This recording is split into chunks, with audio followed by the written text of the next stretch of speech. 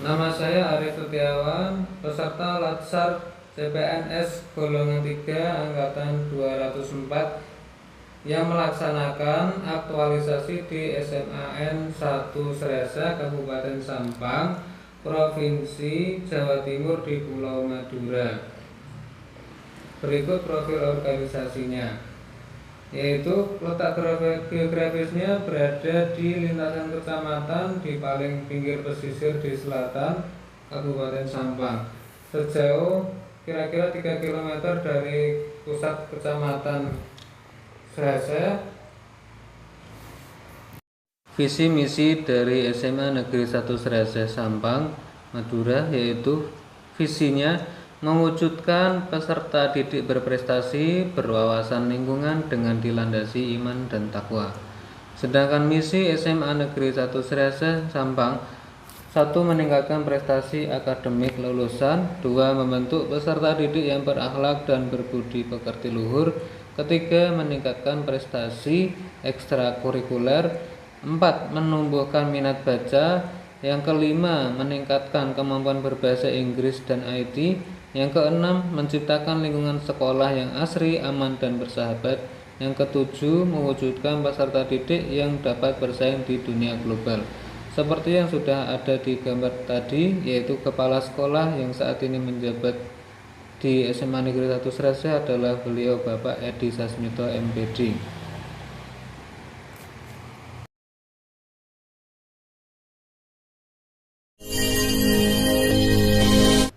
Assalamualaikum warahmatullahi wabarakatuh. Perkenalkan, nama saya Arif Setiawan, jabatan Guru Agama Islam, instansi SMA Negeri 1 Sresa Sampang, anggota peserta pelatihan dasar CPNS golongan 3 angkatan 204 BPSDM Provinsi Jawa Timur tahun 2021. Untuk kesempatan kali ini saya mengambil judul aktualisasi digitalisasi tata cara pengurusan jenazah, yaitu menjadikan metode tata cara pengurusan jenazah yang dimodifikasi agar bisa digunakan melalui media online atau media YouTube.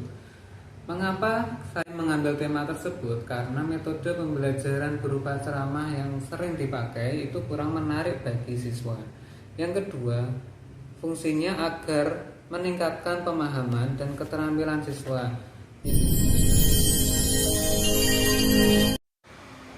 Setelah saya menyusun RPP dan membuat Google Form untuk pretest untuk siswa, kemudian melakukan bimbingan atau konsultasi bersama Bapak Mentor, yaitu Bapak Edi Sasmito selaku Kepala SMA Negeri 1 Sresa Sampang. Kemudian dilanjutkan dengan berdiskusi dengan rekan sejawat sesama guru PAI atau Pendidikan Agama Islam, yang mana itu merupakan diskusi untuk menemukan suatu solusi dari permasalahan yang kami lakukan, yaitu dalam aktualisasi tata cara pelaksanaan pengurusan jenazah.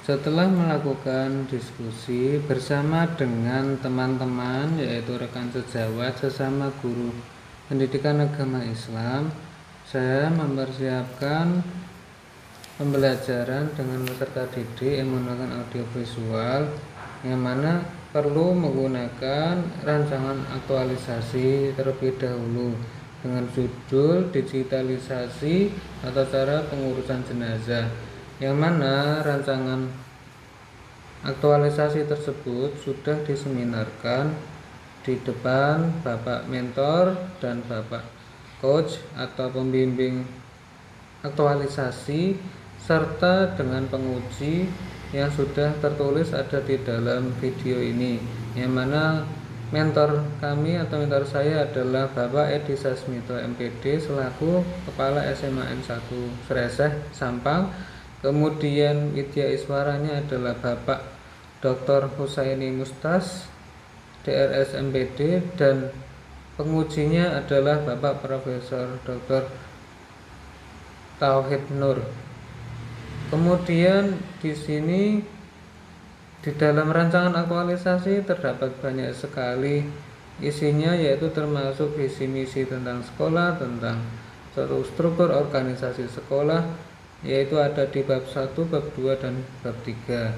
Yang mana bab 3 itu ada yang namanya nilai-nilai dasar PNS. Juga ada kedudukan PNS dalam NKRI atau Negara Kesatuan Republik Indonesia. Di situ juga ada identifikasi isu, penetapan isu, dan ada tulisan untuk melaksanakan alur jadwal pelaksanaan aktualisasi. Kemudian RPP yang saya buat terdiri dari ada identitas sekolah SMA Negeri 1 Srese, mapel agama kelas 11 semester 1 tentang materi penyelenggaraan jenazah, yang mana ada tujuannya untuk siswa dapat memahami konsep tentang penyelenggaraan jenazah.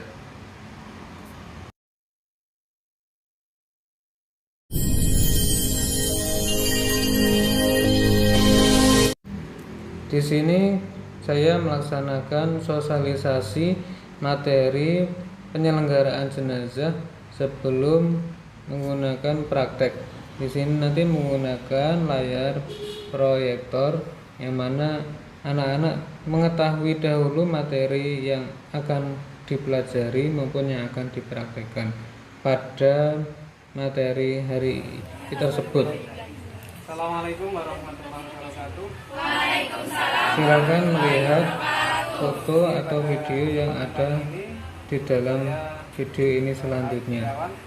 Untuk melaksanakan pelajaran tentang pengurusan jenazah, yang mana setelah kalian baca sekilas tentang pengurusan jenazah di kelas 11 semester 1 ini ada 4 bagian ya. Yang pertama itu adalah setelah orang itu benar-benar meninggal dunia, dilaksanakan memandikan jenazah. Yang kedua adalah mengkafani jenazah. Kalau laki-laki ada 3 lembar kain putih, kalau perempuan jenazahnya diberi kain kafan dengan 5 lembar. Kemudian yang ketiga adalah dengan adanya menyolati, yaitu sesuai tuntunan Nabi, urutannya adalah menyolati, yaitu salat jenazah. Yang berikutnya yang keempat adalah menguburkan. Jadi kalau menguburkan untuk kali ini kita tidak akan melaksanakannya. Yang jelas adalah seperti itu. Ya, baik anak-anak, saya lanjutkan. Jadi untuk jenazah tahap pertama setelah benar-benar dinyatakan meninggal oleh tim medis, bahwa jenazah itu harus dimandikan agar suci dan bersih ya sebelum disolati. Di dalam hadis Rasulullah bahwa dari Ibnu Abbas radhiyallahu anhu, Nabi Muhammad itu melaksanakan ada terjadinya suatu kisah bahwa laki-laki bersama Nabi Muhammad sedang ihram untuk melaksanakan umroh, kemudian jatuh dan dari untanya orang itu meninggal dunia. Rasulullah bersabda, "Iksiluhu bima'in wa sidrin." Iksilu itu artinya mandikanlah atau dibasuh dengan air serta dengan dicampur dengan daun bidara. Daun bidara itu daun yang bisa membersihkan kulitnya menjadi lebih bersih, yaitu dari daki. Daki itu kalau kotorannya kulit itu lapisannya itu bisa dibersihkan dengan daun bidara. Kemudian apa saja syarat-syarat jenazah yang bisa dimandikan? Syaratnya ada 3 ya, yaitu jenazahnya agamanya Islam ya. Kalau yang non Islam kita tidak punya kewajiban. Yang kedua, tubuhnya jenazah itu ada wujudnya walaupun sebagian kecil. Tapi kalau seperti jenazahnya sudah lamanya ada orang yang meninggal dunia jatuh ke laut dan dicari nggak ketemu, maka tidak usah dimandikan. Yang ketiga, jenazah itu bukan dari mati syahid, mati karena peperangan dalam membela agama Allah Subhanahu wa Ta'ala. Selanjutnya, orang yang berhak memandikan jenazah itu ada 4 ketentuan. Ada 4 ya, ada 4 ketentuan. Baik itu laki-laki, muslim laki-laki maupun muslim perempuan. Yang kedua, orang yang memandikan dan yang dimandikan adalah sama-sama jenisnya. Maksudnya yang laki-laki, yang jenazah laki-laki dimandikan oleh laki-laki.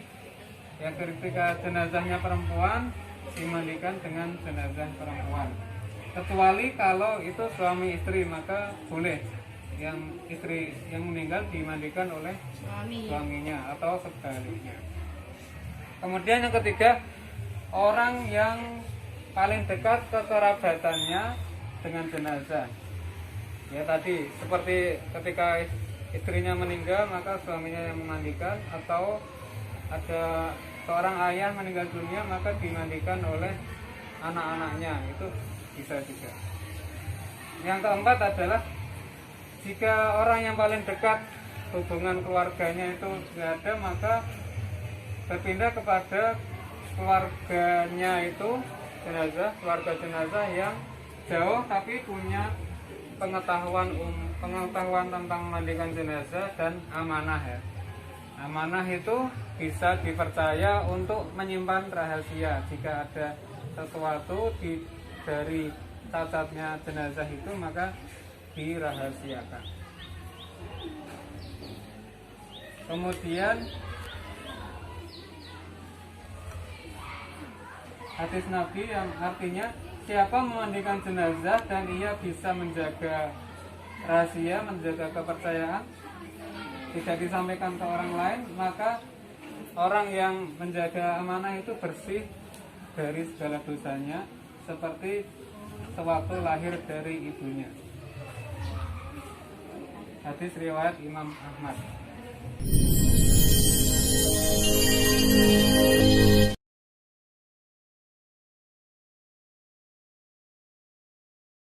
Tahapan pertama adalah memandikan jenazah.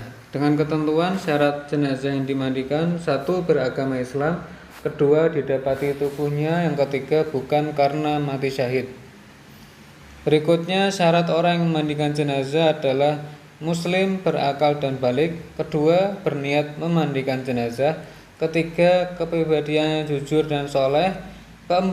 Terpercaya amanah dan mengetahui hukum memandikan jenazah serta dapat menjaga aibnya. Yang kelima, jenis kelamin sama. Yang perlu dipersiapkan adalah tempat memandikan jenazah, air bersih cukupnya, sider atau bidara, sabun mandi, sarung tangan, sedikit kapas, serta air kapur barus. Atau cara memandikan jenazah: jenazah dibaringkan di balai atau tempat lain yang memiliki standar, terhindar dari hujan dan matahari. Kemudian ditutup jenazah itu dengan pakaian yang melindungi seluruh tubuhnya agar auratnya tidak terlihat. Ketiga, pihak yang memandikan jenazah menggunakan sarung tangan.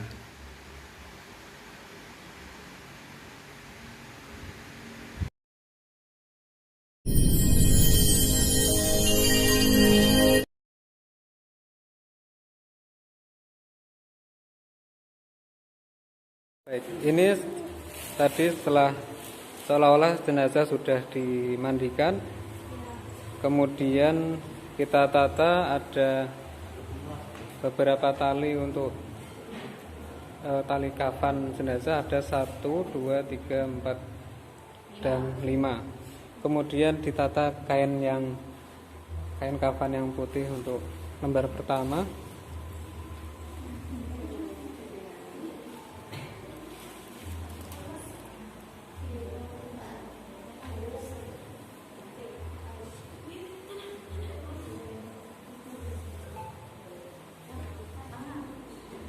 kemudian satu lagi di tengah ya.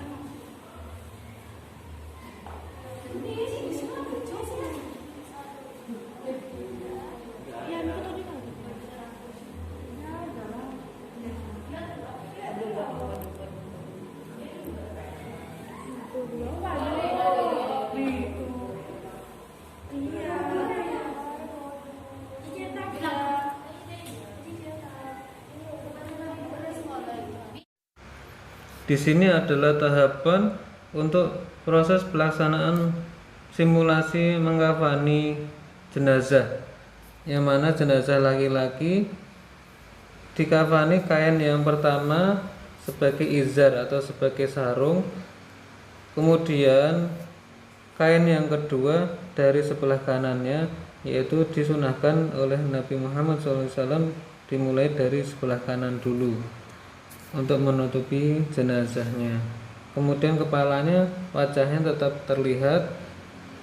Selanjutnya kain yang sebelah kiri untuk menutupi jenazah sebagai penutup jenazah.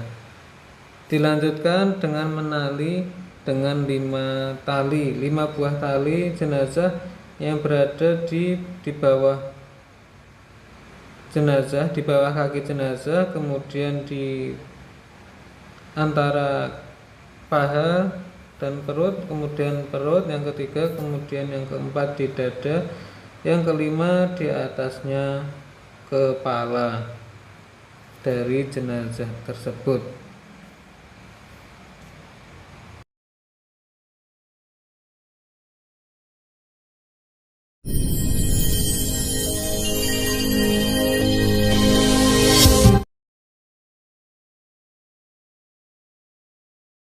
Ala hadzal mayyiti arba'ah takbiratin yaitu menyolati jenazah, yaitu hukumnya disebut fardu kifayah, seperti hukum ketika memandikan dan mengkafani jenazah, yaitu dengan tata cara sholat dengan 4 kali takbir tanpa ada rukuk maupun sujud, setelah itu salam.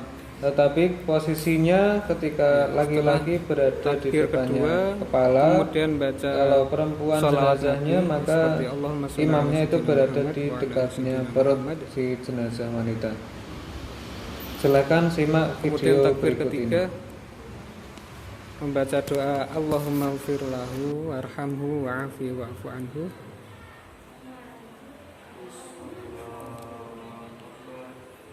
Ya, setelah takbir keempat membaca Allahumma la tahrimna ajrahu wa la taftina ba'dahu waghfir lana wa lahu. Kemudian salam ke kanan dan salam ke kiri.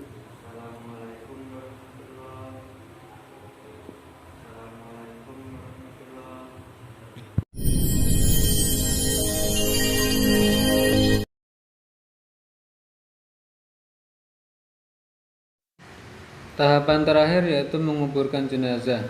Ketentuannya ada sunnah menguburkan. Yang pertama, menyegerakan membawa jenazah ke pemakaman. Yang kedua, pengiring tidak dibenarkan duduk sebelum jenazah diletakkan. Yang ketiga, disunahkan menggali kubur secara mendalam agar jasadnya terjaga.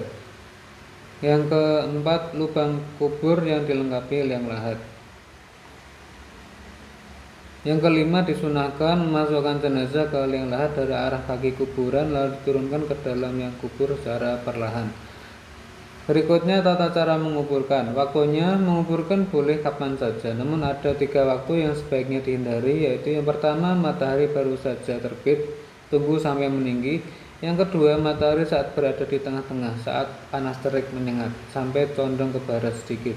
Yang ketiga, saat matahari hampir terbenam hingga ia terbenam sempurna. Urutan dan tahapannya, jenazah diangkat, diletakkan dalam kubur secara perlahan, dimasukkan ke dalam kubur dari kepala dahulu, kemudian dilakukan lewat arah kaki menghadap ke arah kiblat.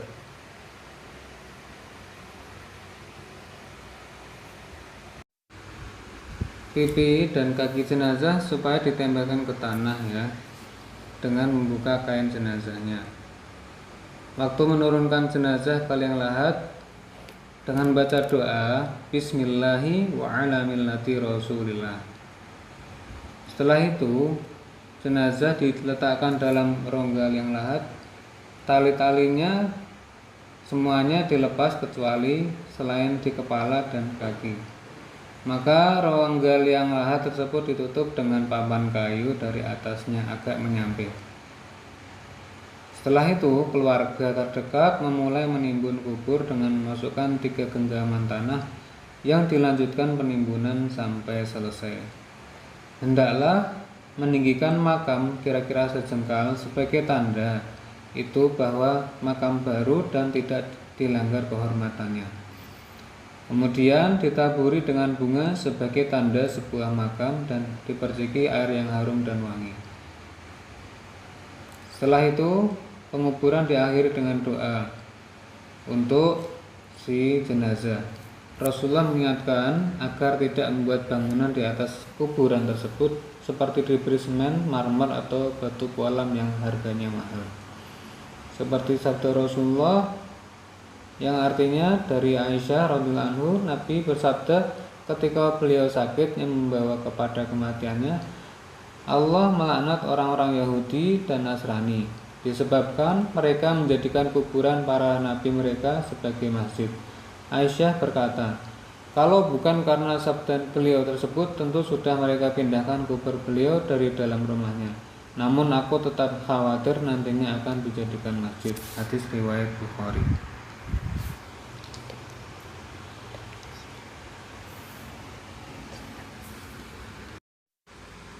Demikian tahapan-tahapan mulai dari memandikan, mengkafani, menyolati, dan menguburkan sudah selesai. Semoga bermanfaat. Terima kasih.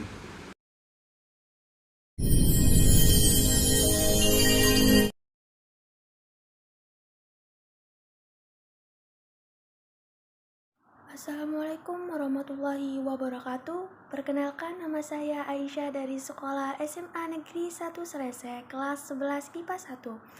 Saya sangat berterima kasih kepada Pak Arif sebagai guru PAI SMA Negeri 1 Srese yang mengajari praktek simulasi merawat jenazah, mulai dari tata cara memandikan, mengkafani, menyolati, dan sampai pemakaman. Namun pemakaman hanya dijelaskan bagaimana tata caranya dan faham. Terima kasih. Wassalamualaikum warahmatullahi wabarakatuh.